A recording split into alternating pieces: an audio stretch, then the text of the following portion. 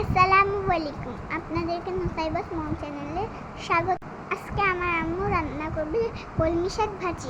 শাক ধুয়ে কেটে নিয়ে শাক রান্না করতে লাগবে পেঁয়াজ, রসুন, কাঁচা শাকগুলোকে সিদ্ধ করার জন্য কড়াইয়ে দিয়ে পেঁয়াজ, কাঁচামরিচ, লবণ দিয়ে শাকগুলোকে সিদ্ধ করে নেবে।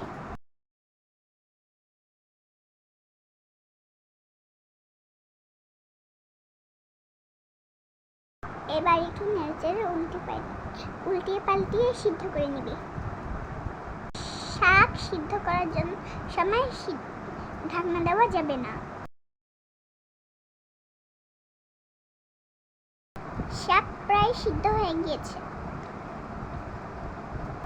এই পর্যায়ে শাক নামিয়ে ফেলবে। শাক সিদ্ধ হয়ে গিয়েছে। এখন শাক বাগার দিবে।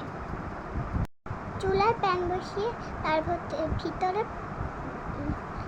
তেল দিয়ে দিবে।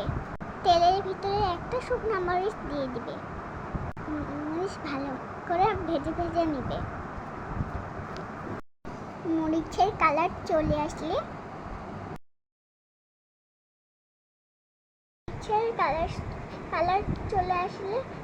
তার ভিতরে দিয়ে দিবে পেঁয়াজ কুচি, রসুন কুচি।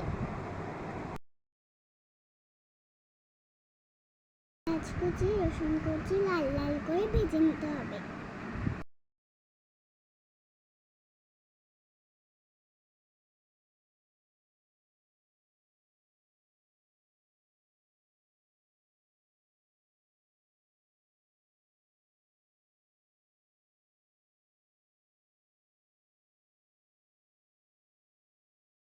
ভাজা হয়ে গেলে এর ভিতরে সিদ্ধ করা শাক দিয়ে দিবে।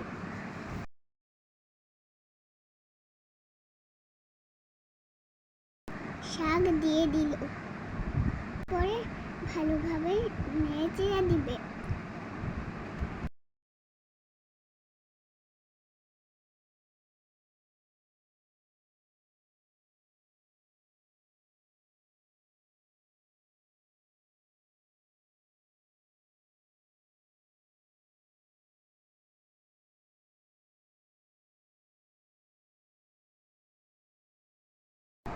হয়ে গেল আমাদের কলমি শাক ভাজি। সাবস্ক্রাইব করে আমাদের পাশে থাকবেন। ধন্যবাদ আমাদের ভিডিওটি দেখার জন্য।